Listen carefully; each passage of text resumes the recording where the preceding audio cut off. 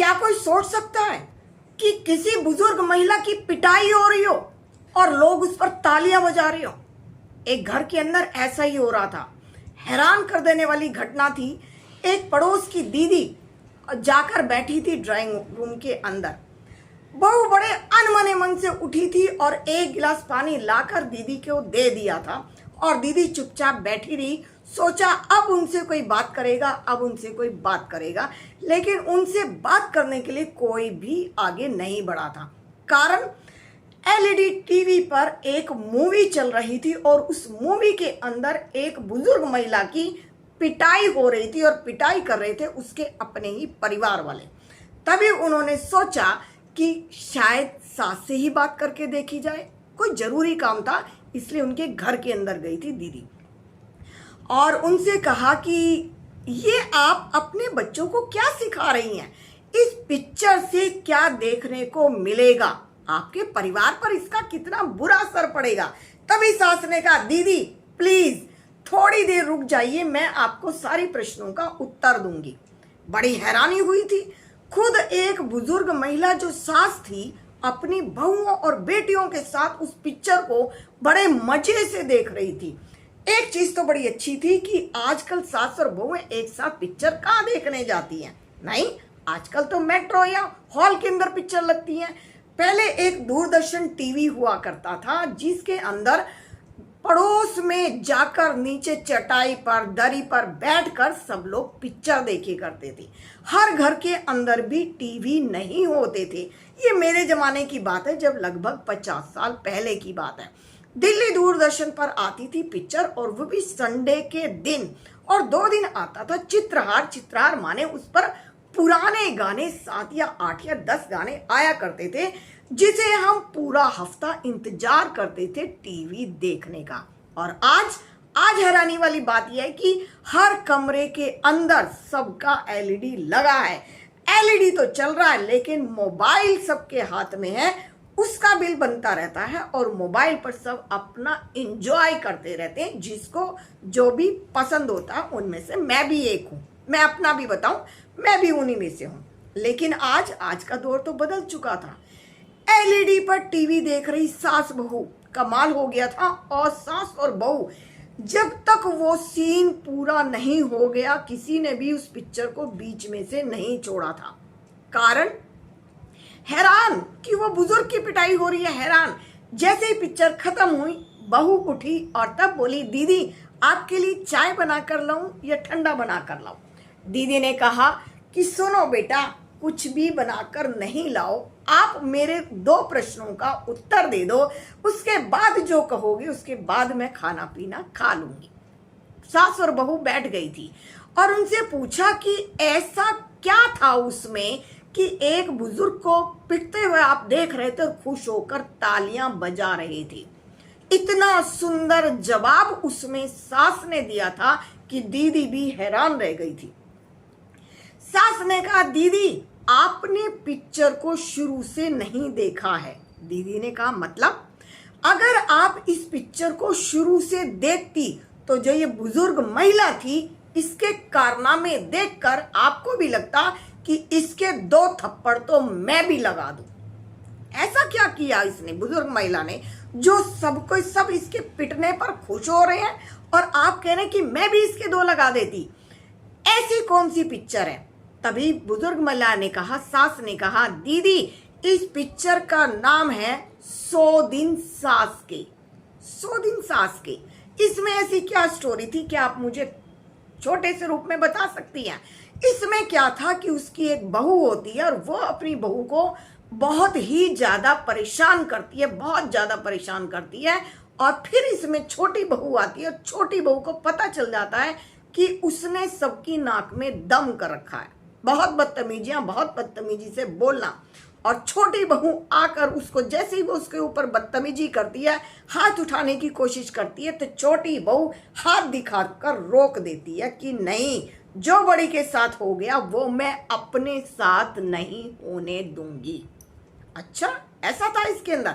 हाँ, बहुत ही बदतमीज और जहर उगलने वाली औरत इसके अंदर दिखाई गई है।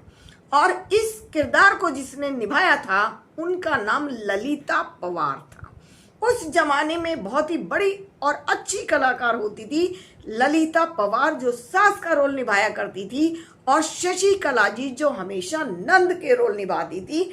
बहुत ही सुंदर एक्टिंग, अपनी कलाकारी को वो दिखाया करती थी और लोगों को लगता था कि वो सच में ही ऐसी हैं, जबकि वो सिर्फ पिक्चर में रोल निभाया करती थी।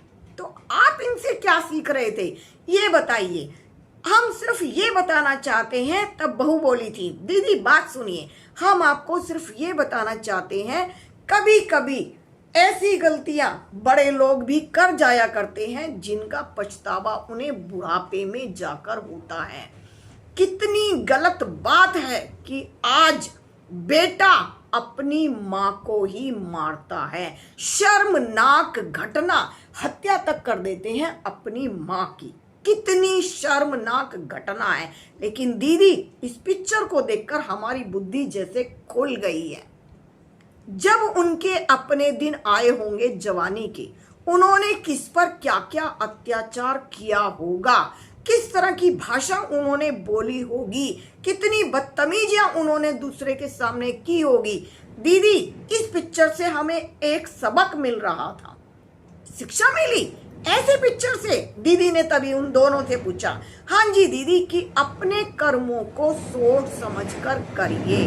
कभी कभी हम जाने में और कभी कभी हम अनजाने में ऐसे कर्म कर देते हैं जिसका कोई जवाब हमें नहीं मिलता। कर्म अकर्म का मतलब दीदी ये होता है कि जैसे कि मुझे किसी ने कुछ कह दिया तो मैं भी तो भरी बैठी हूं, जब तक मैं उसे 2 की 4 ना सुना दूं और फोन पर मैं सब जगह ना बता दूं, मेरा ये दिमाग बिल्कुल शांत नहीं होता। ये मैंने जानबूझकर कर्म किया ना। दीदी समझ गई थी परिवार बेहद ही सुलझा हुआ है, कर्म सिद्धांत को अच्छी तरह से मानता है। ये तो दीदी को समझ में आ गया था। अब दीदी की चाय भी बनकर आ चुकी थी और दीदी चाय पीकर उनसे कुछ सीख रही थी। तभी सास बोली थी, और कभी कभी हम अनजाने में किसी का दिल दुखा देते हैं जो हमें पता भी नहीं चलता। जैसे कि सास ने कहा, मैं बहुत ऊंचे पद पर थी, बहुत ऊंचे पद पर, और वहां पर मेरे सामने कई बार लोग आया करते थे अपनी फाइल साइन कराने के लिए, और यकीन मानिए मैं कभी कभी उन्हें वापस भेज दिया करती थी, क्योंकि मुझे अपनी पोस्ट का बहुत ऊंचा रौब रखती थी। मैं अपनी पोस्ट का, मेरे सामने कोई बोल नहीं सकता, मेरे सामने कोई टिक नहीं सकता, वो रौब मेरे अंदर पोस्ट का था। फिर क्या, रिटायर हो गई, पोस्ट खत्म, रौब खत्म। अब क्या, अब मेरी घर में सुनता ही कौन है?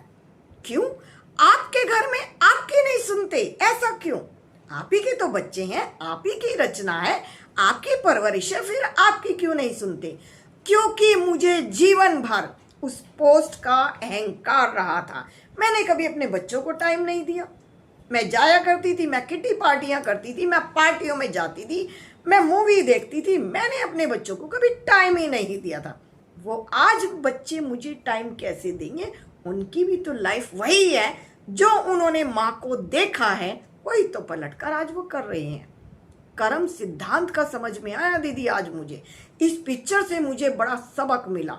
यानी कि ये हुआ कि जो चीज मुझे नहीं करनी चाहिए थी वो मैंने की, और जो मुझे करनी चाहिए थी वो मैंने नहीं की। दीदी ने फिर पूछा, आपको क्या करना चाहिए था? मुझे अपनी पोस्ट का अहंकार ना करके मुझे सबका साथ सहयोग करना चाहिए था। तो दीदी नहीं किया, आपने नहीं किया था। और जो मुझे करना चाहिए था, मैं ऐसी सीट पर बैठी थी, मैं सबका सहयोग कर सकती थी, मैं सबके साथ प्यार से बोल सकती थी, मैं सबको रिस्पेक्ट दे सकती थी। पता है आज मेरे साथ क्या होता है? क्या होता है बताइए ना, बताओ ना। उत्सुकता हो गई थी मन के अंदर। आज जब मैं वापस अपने उसी ऑफिस में जाती हूँ, कोई मुझे नमस्ते करने को तैयार नहीं होता, कोई मेरे लिए सम्मान में सीट छोड़कर उठकर नहीं खड़ा होता। तो मेरा मन उस टाइम क्या कहता है? ये कहता है कि अब मैं इन लोगों से माफी मांग लूं कि मैंने उस समय सीट पर होते हुए जो भाषा का प्रयोग किया था, आज मेरे दिल के अंदर पछतावा हो रहा है। ये तो आपने बहुत ही अच्छी बात कही, जिंदगी का निचोड़ है ये। अब आप क्या करना चाहती हैं? मैं उनसे माफी मांगना चाहती हूं जिनके साथ भी मैंने बुरा बर्ताव किया था। जीवन का एक सच्चा निचोड़ या तो माफी मांग लो या माफ कर दो। कमाल कर दिया दीदी आपने। और वो दीदी गदगद हो गई थी। एक ऐसा परिवार जो कर्म सिद्धांत पर चल रहा था, मां को मारना कितनी बड़ी शर्म की बात है। जिसने 9 महीने पेट में रखा और जिसने पालन पोषण किया, जिसने सुसु पोटी की, आज उसी मां के ऊपर हाथ उठाया जा रहा है। डूब मरने वाली बात है। जो कर्म हम आज कर रहे हैं उसका फल तो मुझे भोगना ही पड़ेगा। कोई भी यहां से बिना भोगे तो नहीं गया। कितने उदाहरण समाज के अंदर हमें यहां पर मिलते हैं। दीदी ने फिर पूछा क्या करना चाहिए? ऊपर वाले से भी माफी मांगो और उन लोगों से भी माफी मांगो जिनके साथ बुरा किया, और कर्मों के ऊपर कंट्रोल रखो। कंट्रोल दूसरे को नहीं, खुद को सुधारना है। आज जो मैं दूसरे के साथ कर रहा हूं, अज्ञानी को 1 गुना दंड मिलता है और ज्ञानी को 100 गुना दंड मिलता है। पढ़ा लिखा समझदार आदमी, उसको 100 गुना दंड मिलता है। मैं आज से अपने कर्मों पर ध्यान दूंगी। और दीदी तो माने इतना कुछ सीख कर जा रही थी इस परिवार से, इतना धन्यवाद कर रही थी, जैसे उन्होंने आज जीवन को सरल और आसान बना दिया था। धन्य हो गई मैं आज की इस बात को सुनकर। तो अपने माँ बाप के साथ वही कीजिए, अपने सास ससुर के साथ वही कीजिए जो आप अपने लिए चाहते हैं। कहीं ऐसा ना हो कर्म लौटकर वापस आ जाए और तब पछतावे का भी समय ना मिले, क्योंकि पछताने का समय हर किसी को नहीं मिलता। तो अगर मेरी वीडियो आपको अच्छी लगती है तो प्लीज आप थोड़ा सा 10 मिनट के लिए अपने आप में खो जाइए, अपनी आंखें बंद कीजिए। आज से मुझे अपने में क्या सुधार करना है, अपने में, दूसरे में नहीं, सामने वाले में नहीं। लोग कहते हैं मेरे घर का माहौल ही खराब है ना, सिर्फ 4 लोग हैं, वो भी मेरे सगे, मेरा पति, मेरी पत्नी, मेरे बच्चे, मेरे पोता, मेरे पोती मेरे हैं। ना कोई देवर देवरानी, ना कोई सास ससुर, ना कोई नंद, ना कोई पड़ोसी, ना कोई रिश्तेदार। मैं और मेरा परिवार एक घर में रहता है, कोई दूसरा नहीं, समझौता। तो ये एक वीडियो मुझे किसी ने अपनी स्टोरी भेजी थी, जैसे कि मैंने आपसे एक रिक्वेस्ट की थी। हो सकता है आपकी स्टोरी किसी और के भी काम आ सके। ये किसी बहन ने मुझे अपनी स्टोरी भेजी थी और उस बहन का मैं नाम नहीं लूंगी, तहे दिल से धन्यवाद करूंगी। शायद उन्हें अपने प्रश्नों का जवाब मिल गया होगा। ये स्टोरी है मेरी 30 साल का अनुभव। मैं दिल्ली गवर्नमेंट स्कूल में एक टीचर रही हूँ। 30 साल के मेरे एक्सपीरियंस और मेरे साथ वाले टीचर्स के एक्सपीरियंस जो रहे, मैं उन्हें ही शेयर करती हूँ। Real life story. अगर आपको भी कोई ऐसी घटना या आपकी कोई स्टोरी हो सकती है, किसी का भी नाम नहीं लिया जाएगा, लेकिन शायद उस स्टोरी से बहुत घरों की समस्याओं का समाधान आप और मैं, हम सब मिलकर कर पाए। आप अपने सुझाव इस पर दे सकते हैं। क्या कहना चाहिए था मुझे, क्या करना चाहिए था मुझे जो समझ आया मैंने आपके साथ साझा किया एक स्टोरी के रूप में। आप भी मुझे कमेंट्स करके बता सकते हैं कि मुझे इस स्टोरी पर क्या करना चाहिए था। क्या जो उन्होंने किया, बेटा बहू ने किया, मार पिटाई कर रहे थे, रियल स्टोरी है। और कमाल की बात है, बड़े बड़े ऑफिसर्स हैं, 2.5-3 लाख सैलरी है उनकी, और अपनी माँ रिटायरमेंट पेंशन ले रही है, उनके साथ मार पिटाई कर रहे हैं। किसी का भी नाम स्टोरी में नहीं लिया जाएगा, ये आपसे पक्का वाला वायदा है। अगर आपको मेरी स्टोरी अच्छी लगे तो वीडियो को लाइक कीजिए, शेयर कीजिए, सब्सक्राइब कीजिए। जिंदगी को हंसते रहिए, मुस्कुराते रहिए, व्यस्त रहिए, जिंदगी को जिए, काटिए तो बिल्कुल नहीं। नेक्स्ट स्टोरी बहुत ही अच्छी तैयार हो रही है, जो किसी बहन ने मुझे स्टोरी भेजी है। प्लीज आप उस स्टोरी को भी सुनकर देखिए, शायद कुछ बहनों की प्रॉब्लम उसमें सॉल्व हो जाए।